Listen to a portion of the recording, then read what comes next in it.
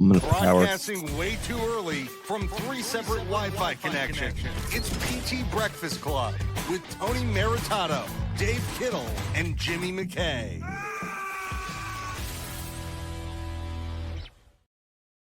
All right, good Tuesday morning to you.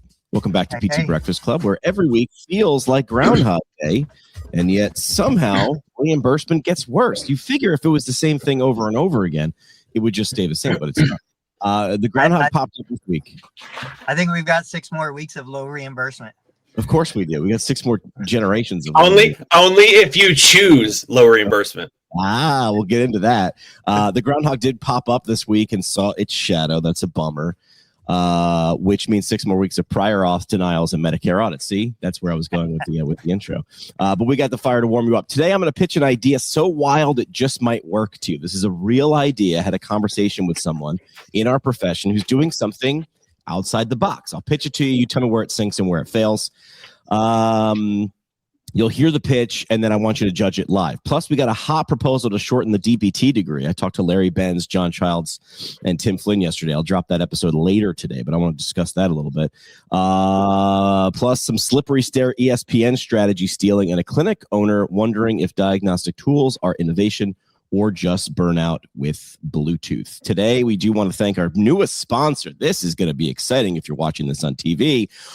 Let's welcome Stairmaster Showdown, the first nationally televised balance and fall prevention tournament for older adults over 40.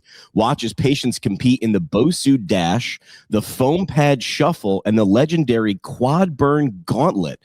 One missed step and you're on your hip out of the bracket. All events supervised by licensed PTs and fueled by a copay rage. Stairmaster Showdown will be on ESPN, the Ocho. It's not just a fall risk, it's a ratings opportunity. This inspired by something I'll talk about in just a little bit. But first, this one's big. They're calling it Back to the Future. Tim Flynn, John Childs, and Larry Benz dropped a bomb just last week. 5-year DPT pathway to replace the current model. Why? Debt is choking the profession, enrollment is falling, and students are asking, is this even worth it anymore? You would think this is about academics, and all these guys have touched academics, but they're also looking at this from a business lens, which is if there are less workers to do the thing, organizations aren't going to be able to do the thing. So as much as we think we can say academics is this isolated ivory tower, like, no. So do you think a shorter DPT path would actually help, or would it cheapen the degree? Like, I don't know. What are your thoughts on that? They have an entire structure ready for this thing.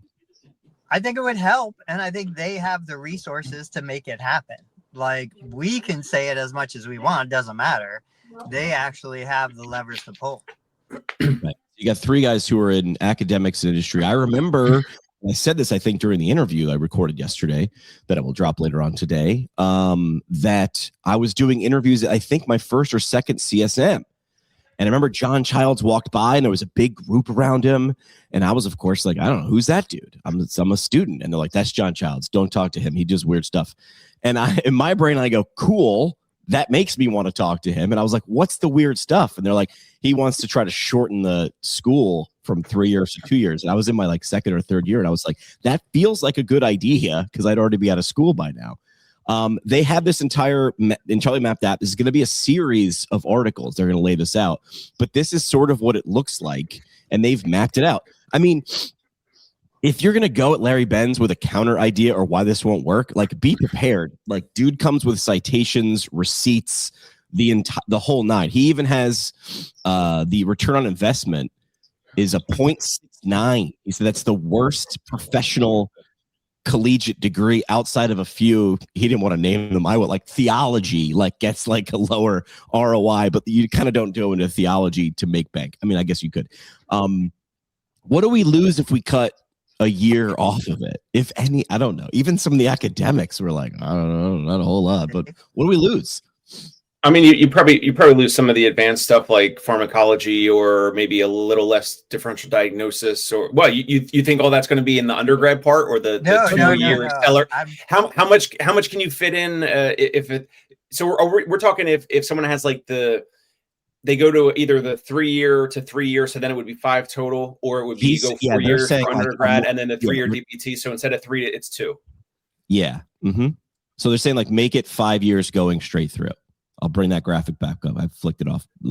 Assuming the student wants to commit and make that decision when they're 17, 18 years old coming out of high school, which is what I did. But some people get into it and they're like, oh my gosh, this is not what I thought it would be. So really talking about are we really talking about the DPT, the 3 year, over the summer, like nonstop, instead of that being 3 years total, cutting it to 2 years? Is that just to get clarity on where we're at? Correct. Yeah. Transitioning to 3 years of undergraduate study, 2 years of graduate work. And you can see that on the bottom there underneath the bridge. This is an infographic I made from Notebook LM. The reasoning being on the left, enrollment is going down. You're also going to see what they call it, a demographics cliff. There's just going to be less people of college age. Never mind what they're choosing. There is we can track these things, which I never thought about, right? There's just going to be a bunch of a group of less people coming. So less people from the applicant pool to even choose from. Here's the best part. If you see over on the right side, just under 5 year proposed pathway, if you're watching a live stream, this is successful in other countries. Like Larry's even saying, like, I'm not inventing this. I'm just saying, hey, look at nursing. Look at this country. These things are being done. Physician assistant. Yeah. I think the physician assistant degree is 2 years. Correct. I was doing my lifeguarding as my prerequisite when I was taking my prereqs between radio and PT school. And I had Tower 41 in North Myrtle Beach. I remember there was a PA there and his family renting a house for a week, and the key was on Sunday, Monday, when the people move in, make friends, and they bring you food and snacks. So I would make friends with people, and he was like, "What do what's your story, man?" And I'm like, "I'm going to be a physical therapist," and he was like, "Be a PA, 1 year less of school. I'll hire you." He's like, "I'll hire you right now. You're a hustler." And have oversight forever, not be able to really open your practice if you wanted to. I mean, you can, but not easy. Yeah. Ben Wade and undergrad will have to be willing to remove most of the BS fluff core curriculum, which should be all majors. Yes, and Larry addressed this. Can I just make a quick comment that, I love almost anything that Larry puts out, and I'm always going to be receptive to it. However, we're talking about taking something that's 3 years and cutting it down to 2 years. So we're talking about something that people are paying for. And are we also saying it's going to be 33% cheaper? Are we saying it's going to be 1/3 cheaper? Do you think all the DPT programs across the country are going to, with their committees and their board meetings and all that, and say, all right, moving forward, we're going to choose a route where we now have 33% less revenue from our DPT students and our DPT program? Do you think that is what they want? Do you think that's what they care about? Right. Well, here's the problem. And here's the lever that Larry mentions. Because again, these guys aren't looking at it in one direction like me. They're looking at it in 360. Clinical sites. So if industry starts saying, oh yeah, we can't hire anybody, so we're going to stop taking clinical sites. Now you can't graduate students. So there are things that large organizations and small organizations can start to do. Why would they have less clinical sites? Because they can't hire. Like you're athletic. You can go. They want that free labor as a DPT student. So but what he's saying is, if even if I'm still taking the students, and of course, yes, we want this this thing where everybody wins, right? Schools are churning out great students, right? There are clinical sites for them to become great therapists. But if there are less therapists, what Larry is saying, and again, they say it way better than me, which is you would need coordination between industry to say, we now need to talk, not schools and companies, industry and academia. Like, we got to come to a table here because we got a problem. We're subsidizing your students, or we're not getting enough to actually run the bit. There's not going to be a profession anymore. This was going to be a topic that I talked about. I think we sort of alluded to it. Like, is there going to be a PT profession in 5-10 years? I think I made a stupid remark about this a year or two ago where I go, what if you just Voltroned PT, physiatry, OT, athletic training, and you were like, that's a rehab Voltron, whatever that is that easier than it is these little turf wars, right? So what Larry's saying is we might have a PT in a couple of years. Like, what if we just took the best parts of all of them and mashed it together? So I don't know if I can answer these questions, but I'm going to bring Larry and John and Tim back on the show a couple times. Real quick, I think there are a couple interesting elements here. So to Dave's point, I think Jimmy is saying the graduate program would still be 3 years, so you're not losing that tuition. It's not going to be 33% cheaper because you're still keeping the 3 years. It's the undergrad programs that would be giving up some of that time. Now, I know when I went through school, this was 2023. What made the decision for me was who had the quickest path to graduation. Right. I applied to like 5 programs. I think I got into 3.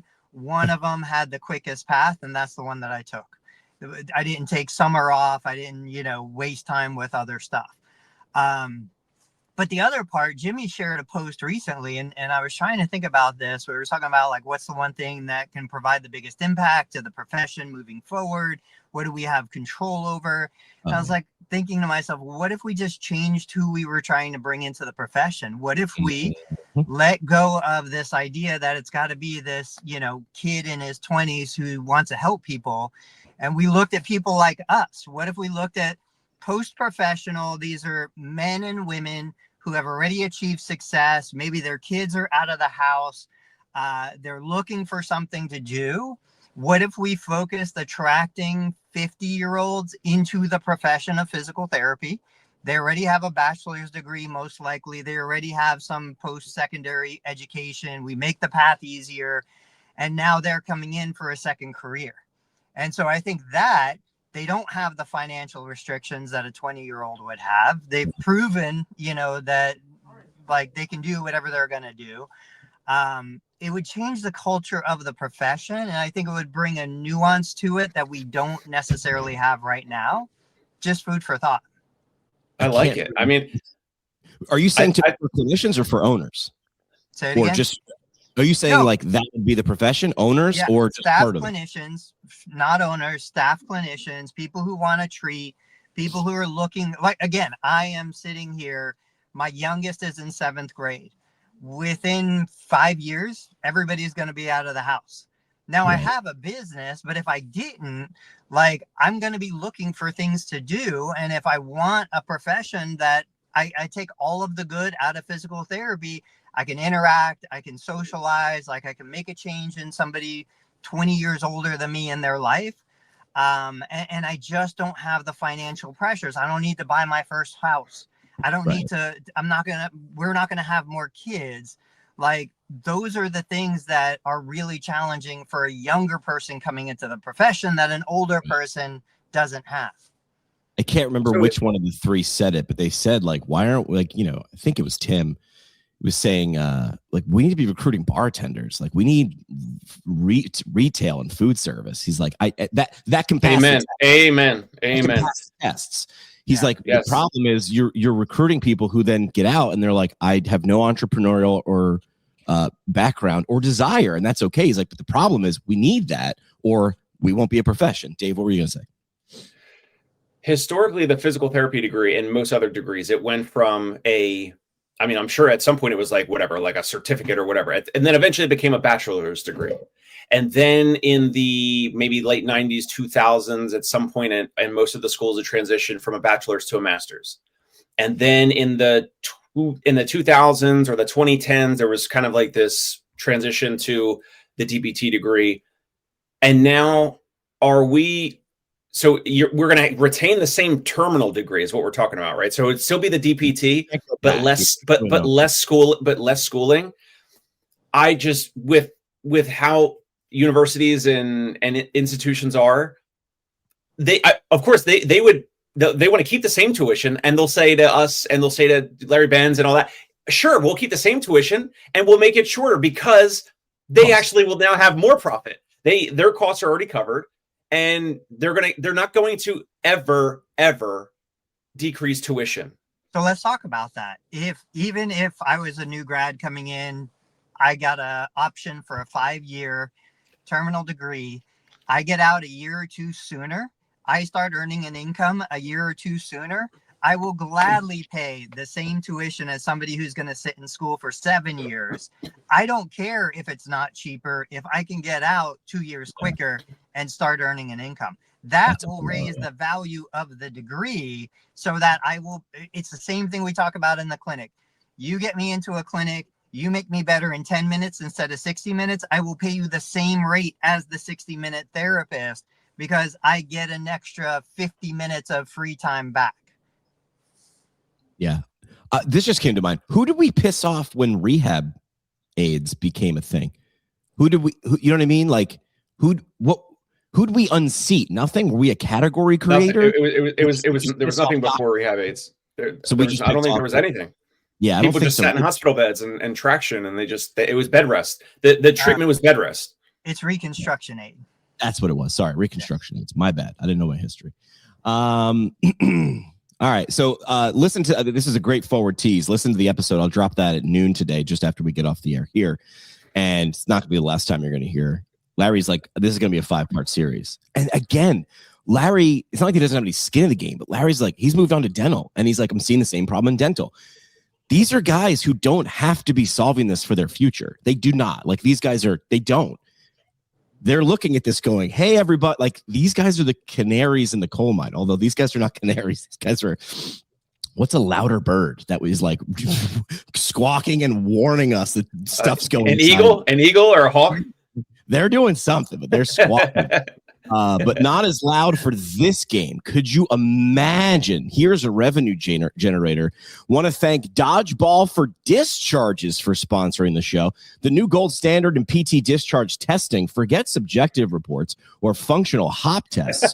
You arm your patient with foam ball, cue up some Limp Biscuit, and throw them into a dodgeball arena to see if they're ready for return to life. Reactive agility? Check. Cardiovascular capacity? Check. Emotional processing from their middle school trauma? Remains to be seen. Dodgeball for Discharges, because if they can dodge a ball, they can probably navigate a Costco parking lot. Dodgeball for Discharges. All these are inspired by something I'll talk about in a little bit. So here's the pitch that I teased. I won't say the name of it yet, but I had this conversation with this. I like him. I don't know. We just met this young PT. The organization wants to standardize MSK testing. Essentially, they want to become. I'll say the name at the end. I'm pitching a business on their behalf. I'm going to throw it down Shark Tank style ish, and then you tell me like, I don't know if I see it or whatever. So this organization wants to standardize MSK testing. Essentially, become the Quest Diagnostics of PT. Instead of you having to have all these crazy, force plates or whatever in your lab and then know how to use them, this would be, in my mind, that have to be city-based because you'd have to have enough clinics. You would pay a yearly fee, and then you would send all appropriate evals for this lab testing. And then the people there would be trained in how to actually get that. The report would be sent back to you as the PT, and you would then read the results and then plan accordingly. You refer patients, they do the testing protocol, send back a clean report. Objective data, third-party testing, insurance-friendly formats. So, is this a good idea, bad idea? I believe the cost was between $10,000 and $12,000 per clinic per year. So you're paying $1,000 a month to send as many patients as you want right now because they just want as many people through the door. I imagine this would change, like there'd be a cap on it, or it would go to per clinic, per patient pricing, but it's called Movique is the thing. Are you gonna pull something up? Yeah, you're gonna show us. I don't know what we're talking about here. Like what's the item? I woke up this morning half a bottle of NyQuil. The fact that I'm still remaining vertical is beyond me right at this point.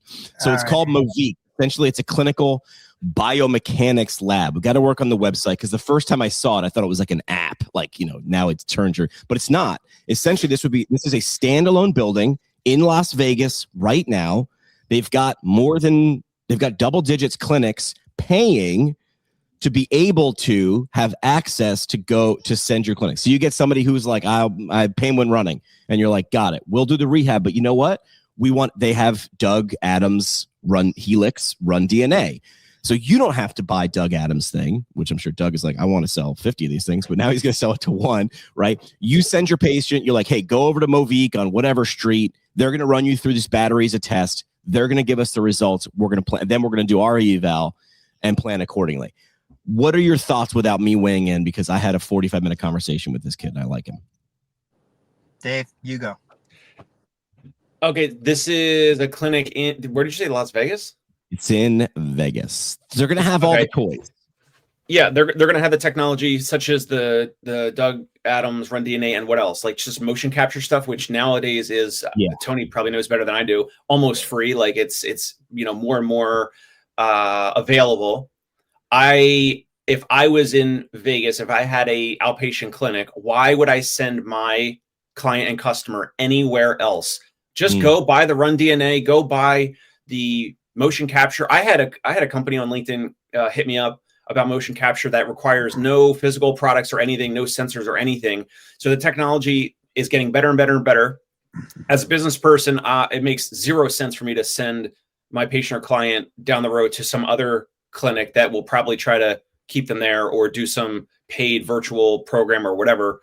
Now, of course, if that's what's best for the client, then all the way do that. But I don't understand why this would remotely make sense if I'm a business owner in Vegas. Yeah, Tony, what do you think? I'm on Dave's team for this. I don't see physical therapists being the market for this. I could see maybe like a personal training studio or something like that.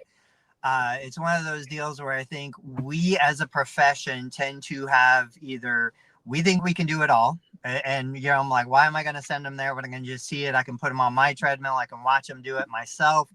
Or if I like gadgets, I'll just go buy the stuff myself, do it myself. I love the idea of, well, why do I go get blood work at a lab instead of blood work at my doctor's office? There's something there. I'm not sure what it is other than, a lab does it cheaper, easier. The doctor is too busy with other stuff. So like if I was a clinic that was just book solid, too busy to waste time testing, then maybe I could see an opportunity for something like this. But for most smaller individual kind of practices, I think they're just going to want to do it themselves, either with their own eyes and brain or with their own equipment. I'm just worried. Number one, I forget the kid's name, but I like him. Like, he's nice. He's a hustler. He's smart. He's trying to tell this story, and I appreciate it. I don't know if there's margin there for this. Like, the reason you don't do it as a primary care and do the lab is like, it's bandwidth. Like, that stuff's like time and effort intensive and equipment intensive, and maybe it breaks down. I don't know if there's margin in that for PT. This would need, if this thing were to take off, this would need to be city-based only, because you're going to need, I don't know how many clinics to support it, paying 10, 12, 15 grand a year. I like the story aspect of it, making it look like, hey, I sort of said what I normally say, which is like, this feels like everybody's going to be an NFL wide receiver and be a prospect. But then I'm looking around going, how many patients did I see that needed to be treated like an NFL wide receiver? 8%? I don't know. I wanted it to be more, but it wasn't. The comparison of Quest Diagnostics is a little faulty, right? Because if I go to a physician's office, they take my blood, they send it to Quest or some other lab or whatever. I, as the consumer, patient, customer, whatever we want to call the healthcare consumer these days, I'm never going to Quest Diagnostics for anything else. I don't even need to go to the brick and mortar office, right? They're sending a little vial of my blood, and then it comes back, and then the physician, you have a follow visit, or you call them, and then they tell you like what's the recap on your blood work, or they send it to you, or there's a portal or whatever. In this example, this place is a brick and mortar office in Las Vegas, right? Correct. This is why it doesn't make sense to refer, if I have a practice nearby, I should just buy this technology. Why would I refer my patient or client to this facility for the Quest Diagnostics movement-based version of physical therapy or just movement diagnostics? Because then, if they have an amazing facility, they're going to just win over my client, which that's just competitive business. And then the client could then do whatever potential future program that they could pitch the client, because they're there in the brick and mortar office, and say, oh, you want this, back to running, back to golf, back to whatever. And if they have a nice facility with equipment and all that, they could create, Tony's wellness model and have an in-house gym type of thing for their nearby consumers. Maybe they only want to stick with diagnostics, but it doesn't make sense business-wise. What's the thing? I would say their position is they don't have physical therapists. They don't have sports performance. They just want to do the testing. I've got 2 blood work orders sitting on my desk for 2 of my kids. The doctor will do the basic panel, but like one is related to allergy testing. I literally have to go to the LabCorp or whatever it is. The other one is related to some other kind of specialized testing. So to Dave's point, like, yeah, the basic stuff, the doc's just going to have somebody in the office draw it. This, though, I literally have to take my kids physically to the testing site. Right. So I do understand. And I think what this person would say is, look, yeah, you can buy the Run DNA, equipment. Yeah. And you can buy the other stuff, and you can buy the other stuff, and you can buy the other stuff. But we have all 4 or 5 of them here, Yeah. So instead of you going into that, send your people to us. I'm sure the idea behind it is, look, we can give you objective measures to show and track improvement, to make your outcomes better, to improve patient buy-in, to sell more expensive plans of care. I totally get all of that, and the appeal is there, but I still think you're talking about the clinicians around you adopting a new business model that they're probably not really that interested in adopting. Because just like me, real quick, I can have a 10-pound dumbbell, or I could buy a $3,000 tonal. Like, I'm just going to stick with the 10-pound dumbbell and just go with that.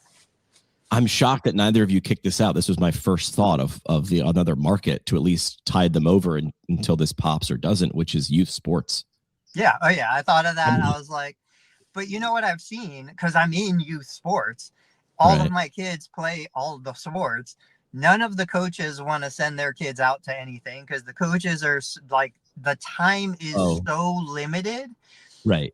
I do think there's a huge opportunity. I'm surprised nobody's ever done this. Dave, I don't know if I ran this by you years ago, but I'm like, we've got all this information on professional athletes getting injured. We have information on college athletes getting injured. I can't believe somebody hasn't started a database of high school and middle school athletes.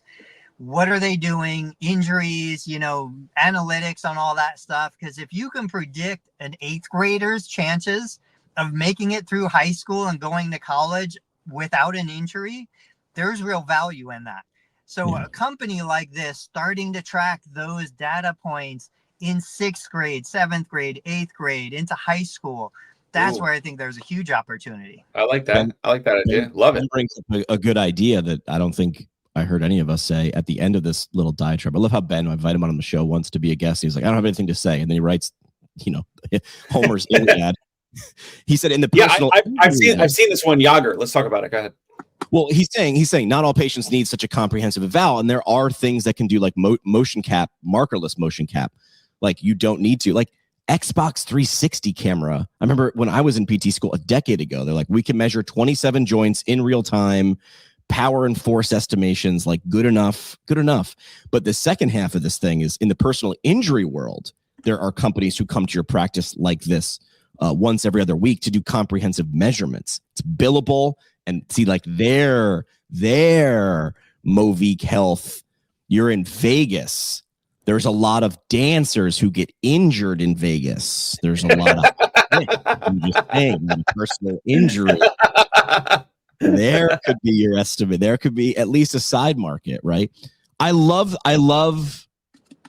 the ingenuity to try to solve a problem. I just don't know if it's a big enough problem for outpatient PT clinics. Average. Now, go to the fringes, personal injury, youth sports, something like that. Like, I don't know. That could be a better one.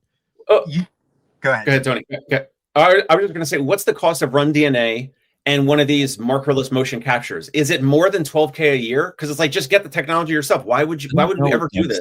Costs. I don't know what the Helix costs. Maybe I could look it up. I don't know. Don't quote me. I want to say 17,000. It might be more, it might be less. So you got to, Plus, I think there's a monthly membership training, because there's the analysis software and stuff like that. Yeah. A lot of this equipment is expensive. It's not cheap. When you look at financing it, yes, you can make it a real business, but that's why I'm saying you're talking about changing the business model. If I purchased that system, amazing system, I am going into that line of business. I am selling that test as my primary revenue source. Go ahead. I was gonna say, and if you're not, you're making a shitty investment because now you're just buying something to sit in the corner. And like, my man, that's not a great idea. There are plenty of therapists who will spend the money. I don't want to say waste the money. They will spend the money without monetizing the equipment just because they love gadgets and they love that kind of stuff. You know, it makes them feel good. Real quick, I swear you're hitting all the things I've been thinking about. This morning, I was thinking about pelvic floor therapists. Jimmy said dancers in Vegas, which I imagine means strippers. What? And I was why don't we see a pelvic floor therapist who specializes in certain industries that require that kind of training? Like there are sports performance therapists, you know, like golf therapists, football-based therapists. Why don't we have an OnlyFans like focused therapist who's pelvic floor? There's some real opportunity there. Listen, I've told you guys before, one of my dreams is I want to be the Mike Rowe of PT. I want to go dirty jobs. I will investigate this for you. Pelvic floor dirty jobs, Mike. I can hear them right now. There are specific therapists who work with like on Broadway, like high. I think I interviewed someone before who did Cirque du Soleil was her job. Yeah, I remember her. And I remember being like, what's normal range of, like, do you just take a goniometer and just throw it out the window? You're like, there's no normal here. These people are not even close to above average. They are bananas. So like, it is, you know, it's an industry within an industry. Only gonies. I'm trying to think of what the OnlyFans, only gonies, only, I don't know, only MMTs. I'm not, yeah, there's gotta be an industry. Your body's your money.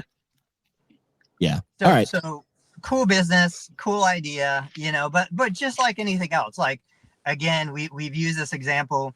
Who would have thought strangers were going to get in my car and pay me to give them a ride home from the bar? Right. Who would have thought strangers would borrow or pay to rent my spare bedroom? We're saying it's basically a bad idea, but that doesn't mean anything. Yeah, it doesn't mean anything. Yeah. Did you see this? I'll find it. Somebody had the video of the guys that invented YouTube.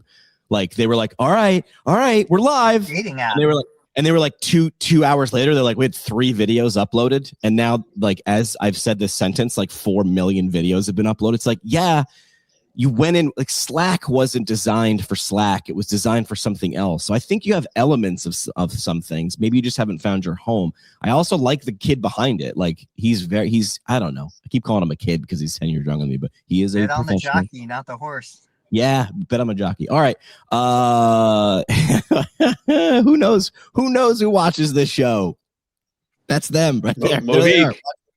I love the idea. Give us some pushback. Give us some pushback in the comment section. Let us know. What are we getting wrong? What are we overlooking? He's PRing. That's why I like this kid. Thanks for the great feedback. He appreciates it. I think they understand this. I think they've got, like, if you were Shark Tanking this, would be like, what are your numbers? They have some clinics buying in. So maybe they're seeing something. He said he loves, he's smart. I mean, the greatest example in the profession is RTM. Is like free money just sitting out there. No one's touching it. And yet therapists are not adopting it en masse. Like, how is that possible? Because anything that is a distraction, anything that takes even a moment of attention, anything that, you know, very few clinicians in my experience are ever motivated by money. Right. And they're all short on time. What? But they'll bitch about it. Yeah. Like, we'll bitch insurance company, like we'll step over dollars to pick up dimes. Like, I'm very confused by this. I didn't think I said it yesterday on the conversation with Larry and John Childs and Tim Flynn. When I came into this profession, I was very, like, I get yelled at for going too fast in wherever the hell I am, healthcare, whatever. I came from an industry where however fast you think Jimmy goes, I am slowing down. Like, you have to move faster. Like, the people who do break things, and I'm not saying go all the way, but like try some things. And we are like, let's form a committee and let's do it. And I'm like, what the hell are you talking about? Like, what are we talking about? The ship is sinking, and we're like, is it though? Is it sinking left or right? I'm like, does not matter. Ship go down. wear a boat. Like, I don't know. I think move faster. And I like things like this because they're they're trying to just pressure test faster. So I think I like the energy and the emotion there. I also like games. And I like this game. We all played this. No one even ever needed to teach you how to play this game. Yes. Every kid comes hardwired with this game in their brain operating system. It is called The Floor is Lava, Medicare Edition, the only balance training program where the ground is literally lava and your reimbursement depends on your patient's survival. We scatter foam pads across the clinic and let your 70-year-olds fight for their lives with flaming cones, unstable surfaces, and 2 e-stim pads stuck to their calves for motivation. Clinically inappropriate? Maybe. Hilarious? Always. Check it out on ESPN 8, the Ocho, The Floor is Lava, because balance training is more fun when it's life or fake death. This is where all the... Have you seen the TV show version of that? Yes, it's hysterical. Yeah, it's awesome. But this is where it came from. So I think we have a group chat. This is how we get 98% of what we talk about on the show. And I was, doing something on Saturday or Sunday. And now is like the weird lull. I almost said the word. The super large football party. I'll get in trouble by whatever. The super large football party is this coming weekend. So this is the weekend between. I think the Pro Bowl happened, but like nobody wanted the Pro Bowl. And there wasn't a lot on. And I'm like, what's on ESPN? And they had slippery stairs competition. It was a ballroom at like Disney World, right? Or the hotel. And there was a large staircase covered in latex, people using those like water guns to make them slip them up. And they had adult male, adult female, boy, girl competitions. It was an hour and a half of fake games. They had, what was it called? Extreme archery. So 2 people running around almost like a paintball course, firing like arrows, but they were like, Nerf tipped, but they were like legit. Like they were zipping. And like people were watching this, and they had like an hour and a half of like the World Dodgeball Championship. And this is why we make fun of like ESPN, the Ocho, except their game is attention. Like I watched it because it was dumb. They had to put something on there, and there was nobody playing, right? College football's over. College basketball wasn't on that time of day. So my question would be like, gosh, like what's the steal here? What do we steal from this? Which is, again, if we're in the attention business, like let's do some stuff. I don't know. So high level, how can we steal this? Is they're putting a bunch of ridiculous stuff on ESPN, like cornhole and the Omega Soccer, the three goals face each other, and it's teams of like 4 or 5 guys, people, 3 teams against each other at the same time. I shared it to you guys a while ago, months ago. They're just putting a bunch of stuff on TV, and they're hoping one of these things becomes Survivor or becomes, the Kardashians or whatever, right? Like they're just putting a ton of stuff on there. I'm sure there was a show for, I don't know, beer pong or what, just any type of game now. I mean, if the floor is lava, I had no idea. So this is a news break to me this morning. I didn't know that was a TV show. So that's brand new for me. But anything that ESPN or any of these other affiliates can try to put on TV that's even remotely similar to an in-person game that you play at tailgate or a party or used to play when you were a kid, it makes sense. They are literally testing in real time. They're kind of doing like Savannah Bananas, style testing, iterating, and they're hoping they're hoping one of these TV shows or games becomes like a Savannah Bananas. Yeah.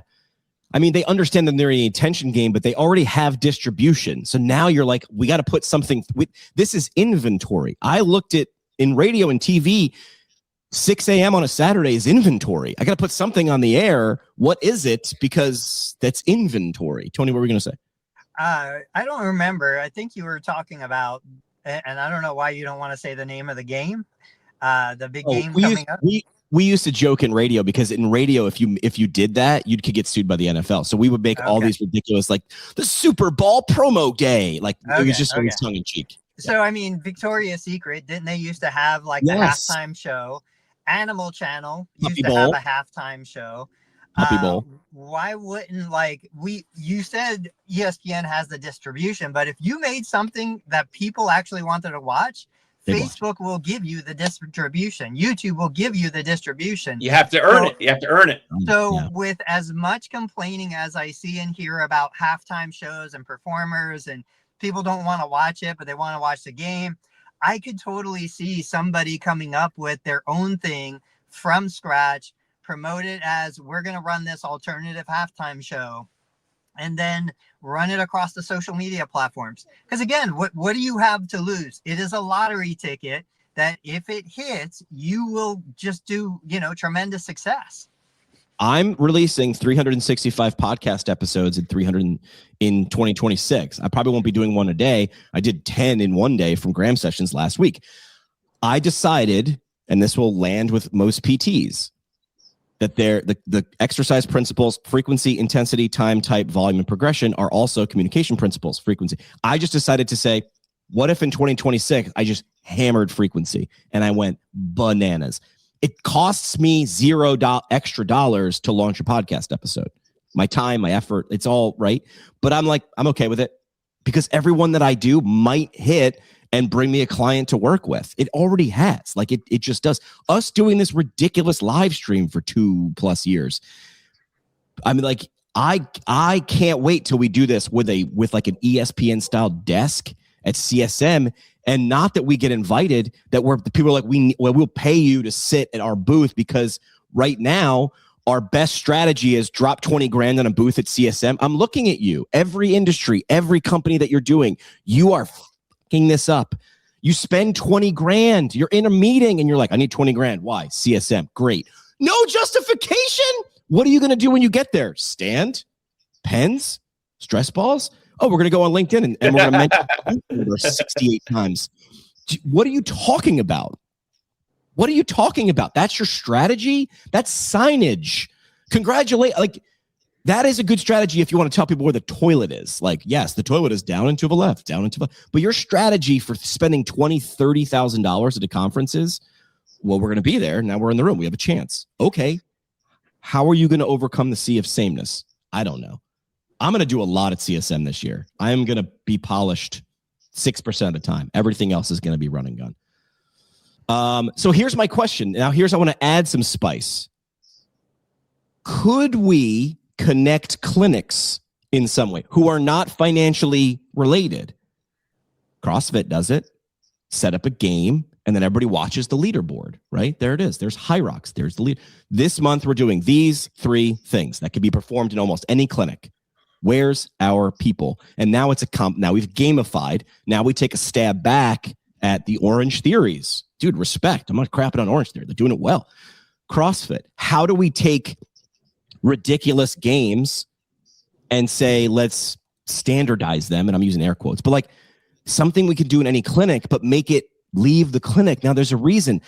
I ride Peloton. I see a leaderboard while I'm riding, but I went on LinkedIn. I was like, who's riding Peloton? I need someone to fight with. I need someone to feel like I'm behind. And now I have a little what do you call it? A motivation group or a permissions group. And I see where I stack against these other PTs. And I'm like, all right, I don't really care about beating them. I want to make sure I'm not last. You don't got to outrun the grizzly bear. You just can't be last. You don't have to be first. So what if I throw that wrinkle in it? Is that a thing? Would we care? Does that help us make money? It's got to help us make money. I think I love it. I'm thinking, it's got me thinking about trivia. When you go to the bar, you go to BW3s or something like that. It's national. Could my team, can I put together a team of all-stars at Total Therapy Solution that competes against Dave's team? Right. Could we have real-time analytics that are up on a TV screen, just like in the pub where you're doing trivia? It doesn't have to be synchronous. It doesn't have to be at the same time. We have performance metrics. And then, of course, you bring in a testing company like the guys that you were just talking about. And we're like, could we have this objective testing? So my kids run track. They go to the track meet. They all their timing and analytics is up. They're looking at what other kids in the state are doing. Yes. I think it brings your immediate community together, like Correct. a bowling team or a softball team. it gives you something to promote across social media. Hey, Indeed. look what we just did. You know, John just broke this record. There's a lot of opportunity in something like that.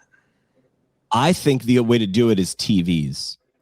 Yeah. I think there needs to be a scoreboard. I need to know how close I was. I play those stupid games on LinkedIn every morning, and it shows me where I rank with the people that I'm connected to. And do I care? No. Yes, I do. I do. I want to be. I was like number 1 a couple days last week, and I was like, yeah, what's up? Of course, I'm bragging about that. Dave? I like Tony's idea. With these types of things, I always love him riffing first because he's so creative and outside the box. So the thing of what was the game we were just talking about? Like in bars, it's trivia, like a trivia night that they do. Yeah. So I wasn't even thinking the other step, Tony, of like then do Movique and do the movement diagnostic type component of this. What if it was just the first step, the first part you just mentioned, which is basically like the way that bars do trivia. They do that to get butts and seats. They do that to get people in the bar to buy more beer and maybe food if they have food.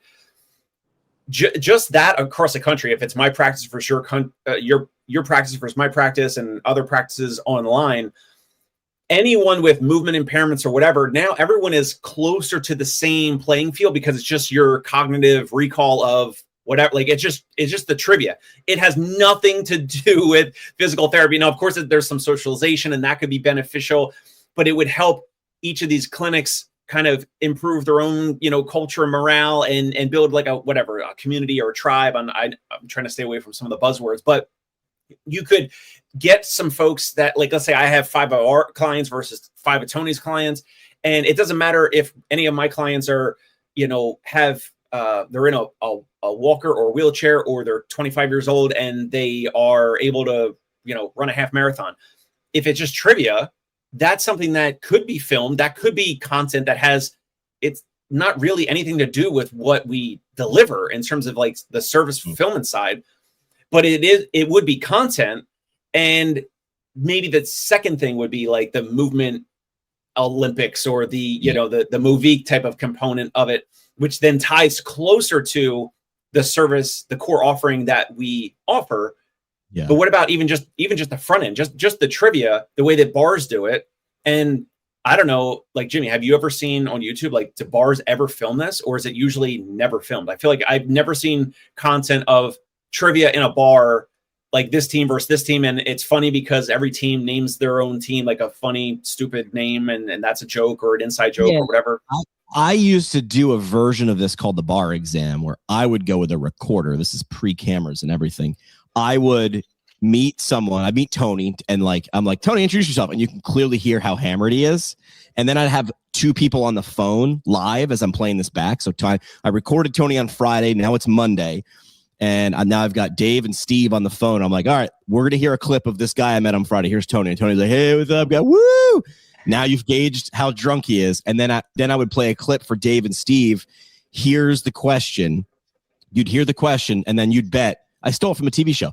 I'd say, do you think Tony got that right or wrong? So I was able to bring the bar onto the radio in a way that it wasn't live and it was a game being played live. I like the movement aspect of it. Like, I would make up, you could even just do like, I would stay away from like weight lifted. I would make it more repetition based because I want it to be accessible. Do you know what I mean? And then you steal a page out of the Olympics, the Senior Olympics, the Paralympics, the Special Olympics, like make it bracketable by ability level, age, gender, however you want to do it. And then you get somebody with a good coding degree, or me with ChatGPT for probably 6 weeks, but someone else smarter would get it done faster. And then you figure out a way to be like, okay, input that person's thing. And then it's constantly on the scroll. Why do you keep putting money in Miss Pac-Man? Because I want to put my 3 initials at the top of the list. We are big, dumb animals. We want to score well. I think the access is trivia or competition. How do I connect out of these walls? Why am I doing this? Is it to beat someone? Like, I ride like a moron when there's someone close to me in Peloton. I blow up my entire workout to beat that person that I'll never see again. I'm like, but that's right. Right. That's right. You're 3 points behind me. That's right. And I get off the bar. I get off the bike a little taller. We'll have to think about it, but I definitely think, like you said, you can make this a cognitive game. You can make it a physical game. You could just bring games. Like, I bought a cornhole set years ago for my shoulder patients, because I wanted them doing like a version of a pendulum, throwing a cornhole bag. There are so many things that we could do with it. And then we're just talking outpatient ortho because that's our world. The stuff that I see neuro doing, outpatient neuro, is just phenomenal. And, you know, you set up the overhead system so that they can't fall because they have the harness on.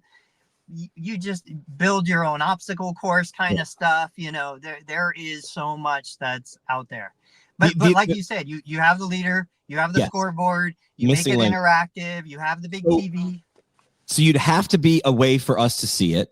I would think like some sort of live stream or website that all you'd have to do is put like a USB into a TV and then go to a website and it just does the thing, right? This is also have you guys ever seen The Chive? The TV channel, The Chive. Oh, this is brilliant. You go into a sports bar at noon on a Tuesday and it's playing like, you know, there's 78 screens, but what's on? Like you're just watching people. Oh, you mentioned this before. The Chive is essentially America's Funniest Home Videos, like just wrap it, but just of like sports, dirt bikes, fails, not fails, hockey shots. Like they just group, it's a clip show. It's ridiculousness 24 hours a day. Now, there's some sort of agreement. I'd have to look into it. The bar gets to like insert their own commercials. Now you're part of the Chive. Number one, you get to play it. That's our content. You can't just play it. So we're going to give that to you. Something to put on the screens. Chive is making their money because they get to insert their own ads. And then they're like, oh, just drag and drop your ad here. Or we'll make it for you, whatever. Then you get your own. So it's like you have the personalized television.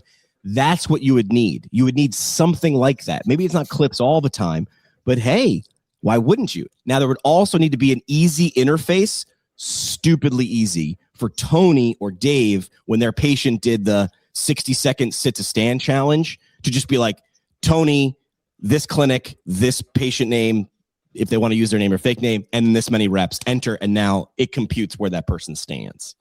It would need to be dumb easy for the clinician to get their patient on the board. So rolling this together, and I know we're getting close to the hour, what if we set up a situation where we know that live sports is probably one of the few times people will watch live TV. Nobody wants to record a game and watch it later to cut out commercials. We know that here, everybody's watching the Reds, right? During baseball season, we're all watching the Reds. We're all going to see the same commercials at the same time. What if local physical therapy clinics created an alternative network so that when the Reds cut to commercial, people bring out their phones anyway. I'm watching the Reds on TV, commercial hits, I grab my phone and go to social media. We have a network of content that plays live during the commercial between, you know, innings at the Reds game or whatever.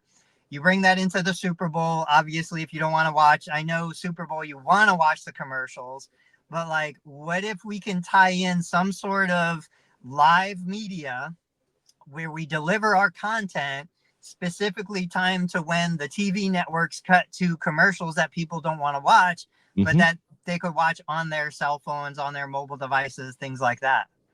I used to listen to my competitors, and then later on in my radio career, I would have my interns listen to competitors and write down in a notebook and try to figure out my competition locally, their clock. Right. Clock meaning what that radio station did. Like, oh, we start the hour and we play 2 songs and we go to commercial. We play 3 songs and we go to commercial. I would always try to not be in commercial when they were in commercial. And if they were and I was close, I'm like, then I'm going to be this, I'll push for half. I was playing those games, dude. I was like, you will listen to them for 5 hours and you tell me exactly when they break every time. So yes, timing, frequency, intensity, time, type, volume, progression. Time is one of them. The when is important as well. There used to be a TV network, I can't remember, that started their shows at the 5-minute mark. Yes. Because you would be able to see what the other shows were, and then you would go to them and their show hadn't started yet. You remember how long show intros used to be? Like the intro for like Family Matters used to be like 90 seconds. Now you get a cold open, like it just starts mid sentence in like Modern Family. It's like Phil falling down the stairs. You're hooked. The hook. Then they give you the first like LOL, the giggle. Then they hit you with like a 12-second Family Matters montage, and we're back into the story because they understand sunk cost fallacy. If I'm already 8 minutes in, I've missed who killed the person in Law and Order. I missed it. All right. Well, that's why the murder happens in the first 90 seconds of Law and Order. Now it's the whole 98% of the rest of it is who done it. These are all principles we have to compete on now. Let's tease a future episode. We've talked about the hook and all that stuff for marketing. What about for the treatment? What about the minute the patient walks in the door for a treatment, we open with a hook for the treatment session. And then we go through the psychology just like we would run an ad, but we do it for a treatment session. We should do that. We took Jenna Hoyos, who's the girl that Mr. Beast has said can make any clip go viral. You take Jenna Hoyos, and she's given away the formula, and people still ignore it. I run it through that filter when I've created my videos. You see the video I sent you guys with the dude with the six-pack and the ring light? Yeah, I use a formula for that, which is you have to hook me. I see PTs online now turning the cameras to themselves a lot. I love this. And the first 10 seconds are, hi, I'm Troy McClure, and I have 11 certifications, and I live in France, and I live in Kansas. And I'm like, boop, they're gone, bro. They're gone. Maybe do that later or do that as a lower third graphic. Why? Because it doesn't matter. So yeah, what if we mimicked a hook? What if we mimicked the psychology of a piece of viral content of a treatment plan? That is a side-by-side. Okay, wait, we'll do parting shots. But we are getting fined by the NFL. Ooh, the commissioner just called because Tony said the S word. You said instead of the big super game, football game. We do want to make sure we can now pay for that fine with our sponsor, TheraBand Credit Union, the only financial institution for rehab professionals who financed one too many CEUs. At the TheraBand Credit Union, we understand your pain. That's why we offer flexible, get it, loan options in light, medium, and extra heavy resistance. Whether you're opening a clinic, buying a second Shockwave machine, or just trying to survive Q4 payroll, we stretch your money like you stretch your hamstrings. TheraBand Credit Union, stretching your dollars and your shoulders. Parting shots. What do we got? Dave, what you got? I think more creativity is needed in the physical therapy world to, on the front end, start with how can we all as practice owners and clinics get attention even before marketing. I've been so focused on marketing for the past 5 or 10 years that I'm now transitioning a little bit more to different ideas and testing things around attention, and more of that to come. And what we were just talking about is really about attention first, and then everything else flows after that. Agreed. You're in the attention business. The next time, if I ever have a 9-to-5 again, my title will be Director of the Attention Department. That's what I want to work in. I don't want to work in the marketing department anymore. Chief Attention Officer. Chief Attention of CAO. Cow. I like a cow. Cow. Hey, pull that comment back up. Parting shot. So Movik says PT is the movement profession, yet movement still lacks standardized diagnostic infrastructure. Totally true. Totally true. The only thing I would question is, does it matter? Honestly, does it matter? We all talk about, posture. Posture used to be the biggest thing. Now it doesn't matter. We used to talk about technique. Used to be the biggest thing. Now it doesn't matter. Tell us why a standardized diagnostic matters, because people are going to move differently. And so that's, I think, what matters. That's my parting shot. Yeah. Can you pay? Like, is it worth their time or money? If you're saving me time, making me money, or solving a problem that you can clearly define, like, that's good. I'm going to second Dave's parting shot. Mine was also that, which is like, move fast, break things. Like, you need to be creative. We are getting more and more competitive. This will not change. This will only increase. So you need to figure out how you can gain attention first. The letters after your name are after your name for a reason, because they don't matter that much. We'll be back on Thursday. Maybe we'll do that Jenna Hoyos parallel side by side. I'll work on that now. And I'll see a lot of you at CSM next week. I'll be at the US Physical Therapy booth doing a live stream. You can heckle me and throw things at me while we're live. All right, guys, we'll see you later. That's it. We're out. Boys, what the hell are you doing? Follow Tony Maritano on YouTube at Total Therapy Solution. Find Dave Kittle at ConciergePainRelief.com and on YouTube at The Dave Kittle Show. And follow Jimmy McKay at PT Pinecast on YouTube, the socials, and wherever you binge podcasts you pretend are for CEUs. And hey, just a reminder, none of this was for advice. This was for entertainment only. Our lawyers say that counts. Thanks, Keegan.